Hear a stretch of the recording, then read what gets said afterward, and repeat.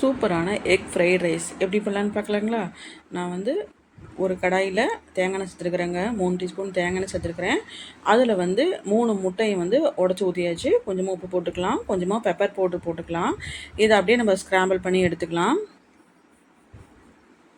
இது வந்து லஞ்ச் பாக்ஸ்க்கு குழந்தைகளுக்கு கூட கொடுத்து அனுப்பலாம். ரொம்பவே நல்லாயிருக்கும், ரொம்ப விரும்பி சாப்பிடுவாங்க.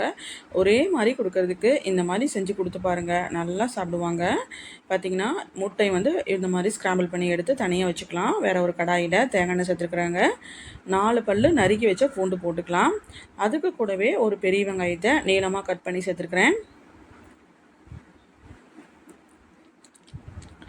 ஒரு 2 நிமிஷம் இது நல்லா பொரிஞ்சு வரட்டும். இப்போ வந்து ஒரு பெரிய வெங்காயத்தை நான் நீளமாக நறுக்கி வச்சுருக்கிறத அதில் போட்டுக்கலாங்க. நல்லா வதக்கிக்கலாம்.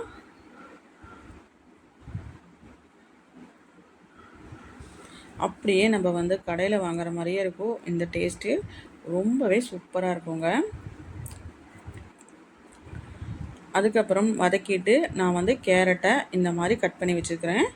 கொஞ்சம் க்யூப்ஸ் மாதிரி நீளமாக கட் பண்ணி வச்சுக்கிறேன். அதை எடுத்து போட்டுக்கலாம். ஒரு கேரட்டு, ஒரு 10-12 பீன்ஸை பொடிசாக கட் பண்ணியிருக்கேன், அதையும் போட்டுக்கலாங்க. அப்புறம் அரை கேப்சிகம் அதையும் கட் பண்ணி வச்சுக்கிறேன், அதை போட்டுக்கலாம். அதுக்கப்புறம் ஒரு முட்டைக்கோஸ் போட்டிருக்கிறேன். ஒரு 1/4 முட்டைக்கோஸை வந்து கட் பண்ணி போட்டிருக்கிறேன், அதையும் போட்டுட்டு இப்போ வந்து இதை நல்லா வதக்கிக்கலாம்.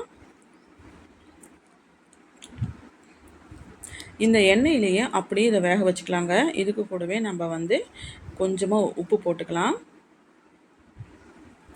நான் வந்து பாசுமதி ரைஸை ஆல்ரெடி நான் வேக வச்சு நான் வடித்து வச்சுக்கிறேங்க.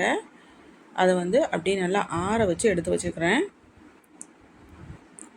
இப்போ பார்த்திங்கன்னா உப்பு போட்டுக்கலாம். மறுபடியும் இதை நல்லா வதக்கிக்கலாம். கொஞ்சம் நேரம் ஒரு லோ ஃப்ளேமில் வச்சு க்ளோஸ் பண்ணி வச்சிங்கனாலுமே சீக்கிரமாக வெந்துடும். இப்போ பார்த்திங்கன்னா நம்ம வேக வச்சு வடித்த பாசுமதி ரைஸ் எடுத்து அதில் போட்டுக்கலாம். போட்டுட்டு இந்த மாதிரி அழுங்காமல் கலரி கொடுத்துக்கலாங்க.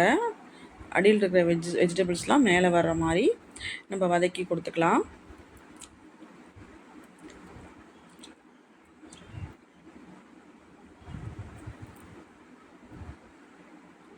அவ்வளோதான், எல்லாமே நம்ம வந்து வதக்கியாச்சு. ஃபைனலாக நம்ம வந்து ஸ்க்ராம்பிள் பண்ண முட்டை எடுத்து நம்ம அதில் போட்டுக்கலாம். போட்டுட்டு அதே மாதிரி 2 திருப்பிக்கலாம்.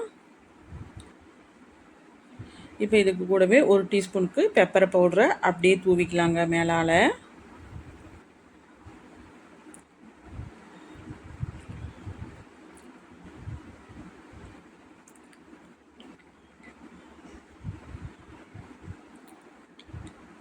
அவ்வளோதான், மறுபடியும் லைட்டாக கிளறி கொடுத்துட்டு ஃபைனலாக கொஞ்சமாக கொத்தமல்லி இலை கார்னிஷ்காக தூவினோம்னா சூப்பரான எக் ஃப்ரைட் ரைஸ் ரெடி ஆயிரும். இதுக்கு சைட் டிஷ்ஷே தேவையே இல்லைங்க. இதில் இருக்கிற வெஜிடபிள்ஸே போதும் அண்ட் எக் இருக்குது, அதுவே போதும். ரொம்பவே சூப்பராக இருக்கும். மறக்காமல் ட்ரை பண்ணி பார்த்துட்டு நீங்கள் எப்படி இருக்குன்னு சொல்லுங்கள்.